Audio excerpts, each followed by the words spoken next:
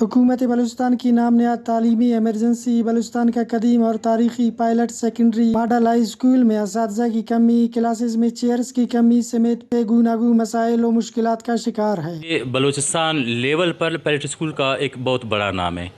تاریخی حقائق کا اگر جائزہ لیا جائے 1904 میں اسکول کی بنیاد رکھی گئی۔ یہ اسکول ایک بورڈنگ اسکول رہا ہے۔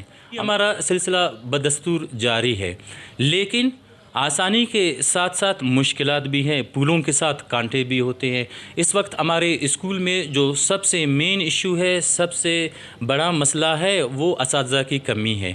ہمارے اسکول میں اس وقت 11 جو ہمارے سیٹ ہے اساتذہ کرام کی، وہ ویکینٹ ہے۔ اساتذہ کرام کو دشواریاں ہوتی ہے۔ جو ایس ایس ٹی صاحبان ہوتے ہیں وہ آئی سیکشن میں بھی کلاسز ایڈجسٹ کرتے ہیں، پڑھاتے ہیں، وہ مڈل سیکشن میں بھی پڑھاتے ہیں، اور یہی اساتذہ کرام جیسے کہ آپ لوگوں کو پتہ ہے کہ پائلٹ اسکول میں پرائمری سیکشن بھی ہیں، ہمارے یہی اساتذہ کرام پرائمری سیکشن میں بھی پڑھاتے ہیں۔ ہمارے مستقبل کے انجینئرز ہیں، یہی بچے ہمارے مستقبل کے ڈاکٹرز ہیں، یہی بچے ہمارے مستقبل کے سائنسدان ہیں، پروفیسرز ہیں۔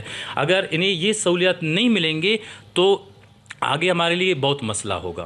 رومز میں چیئرز کی کمی ہے اور کچھ بچے نیچے فرش پہ بیٹھے ہیں۔ اس وقت بجلی کا نظام نہیں ہے، ہمارا جو بجلی ہے وہ منقطع ہے۔ زمانہ آئی ٹی کا ہے، ایک آئی ٹی کی لیب کی ہمیں اشد ضرورت ہے۔ سے درخواست کرتا ہوں پلیز سر آپ ہمارے ساتھ کوآپریٹ کریں تاکہ یہ مستقبل کے جو ستارے ہیں یہ ہمیشہ چمکتے رہیں۔ ٹرین تقریباً 1000 سے بھی زیادہ، تو اس 1000 سے بھی زیادہ سیکشن کے ہر کلاس کے 3 سیکشن بھی ہیں، تو ٹیچر لیک ہونے کی وجہ سے، ٹیچر نہ ہونے کی وجہ سے یہ مسائل اور بڑھ رہے ہیں۔ تعلیمی ایمرجنسی کہنے سے نہیں لگتی، بلکہ تعلیمی ایمرجنسی اچھے پالیسی بنانے پر لگ سکتی ہے۔ اس پر ادارے اس پر توجہ دیں اور باقاعدہ طور پر جو تعلیمی ایمرجنسی کا نعرہ لگایا جاتا ہے اس کو واقعی طور پر ایک زمینی حقائق کی شکل میں اس کو امپوز کیا جائے۔